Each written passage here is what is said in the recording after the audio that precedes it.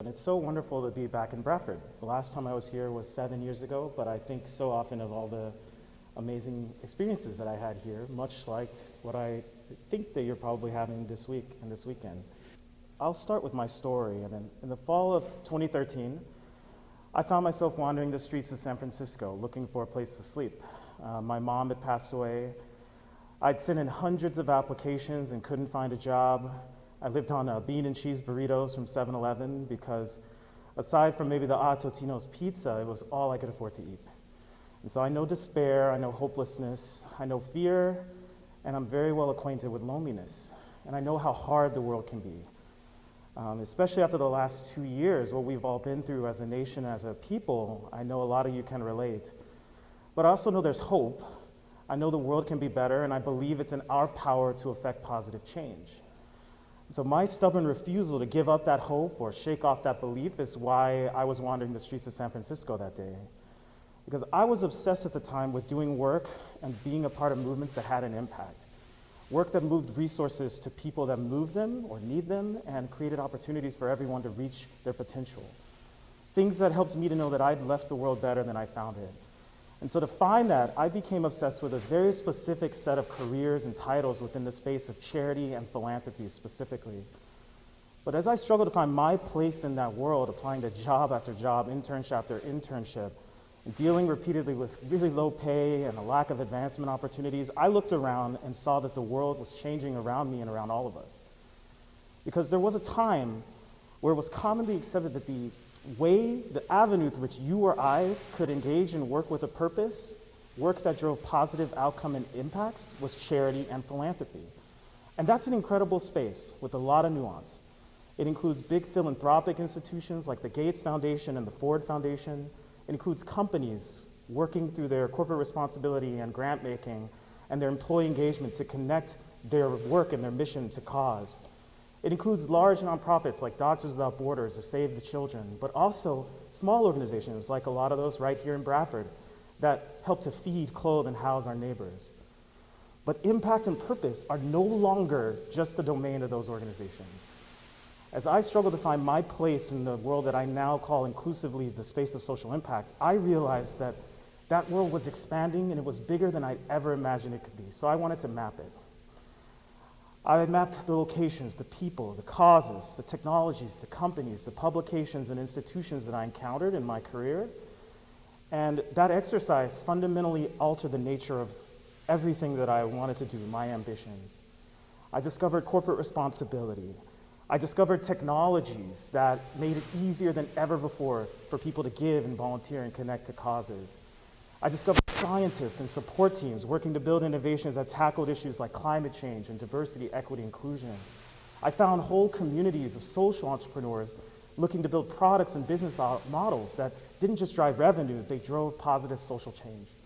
And I discovered impact investors who were driving capital to all these different stakeholders to power their mission.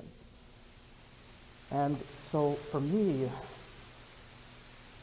there were whole worlds that moved me and got me really excited. And knowing my why, that I desired to be part of moving resources to people who needed them and creating new opportunities, I saw as my map became more complete that it contained wonder and places full of work with purpose that went so far beyond the limited set of options I gave myself when I was where you are and I started my journey. And the conclusion I reached is something that more and more people in society are coming to see. And that's why we're here today. Social entrepreneurism, its products, its ethos, its operations with a thought to impact and societal consequences at the core can change how our economies work. And I think that in making that change, there's more potential to change the world than any other vehicle at play. And so today I work in a product strategy role within Salesforce. I'm an industry solutions director, and I get to talk to major brands like McDonald's, SoFi, Kellogg, and others to learn how they're engaging in their corporate responsibility and sustainability. I take what I learn and use it as subject matter expertise to drive sales and go to market, sit on webinars, to help input on product and roadmap and prioritization, and to think about how all Salesforce technologies can help these customers do their jobs and drive impact from within their companies. Before that, as a product manager, I helped to conceptualize, design, and launch several technology solutions. that acted as social enterprises, helping to generate revenue and impact within the broader Salesforce ecosystem. The first of those was Philanthropy Cloud. With Philanthropy Cloud, we really wanted to build the Spotify or Netflix for social good. Just as those platforms make it easy to engage with these massive collections of music and movies, we created a massive collection of opportunities to give back, to volunteer, donate, to read and learn about causes in your community. And like those platforms, we built an AI layer that allowed us to understand how our users wanted to give back, what skills they wanted to build as volunteers, what cause areas they were most passionate about, whether it was sustainability or the arts, so that the platform could then make smart recommendations to users. And so the product gets sold into companies like 3M, Deloitte, or Boston Consulting Group as a tool to help them engage their employees. And it was our vision to drive impact by making it as easy and as fun to engage with causes and find a place to give back as it is to find some songs on Spotify or a movie on Netflix. I then worked to help build SalesforceWork.com, which is Salesforce's COVID response, helping states and companies to make decisions around reopening using and employee well-being based on the COVID data. I then worked with the Combs Enterprises teams and Sean Combs, Puff Daddy, P Diddy, whatever he's called these days, to help build what's called the Shop Circulate platform app that seeks to support entrepreneurs of color by creating a digital Main Street so that consumers can engage and connect with their brands, helping them to grow as entrepreneurs and businesses, creating more opportunities for communities of color in the cities where the app is active. I'm also an angel, an entrepreneur. The first company that I co-founded was called Go Artful, and we wanted to build the Rent the Runway for art to help local art from local artists connected to local causes get into local offices.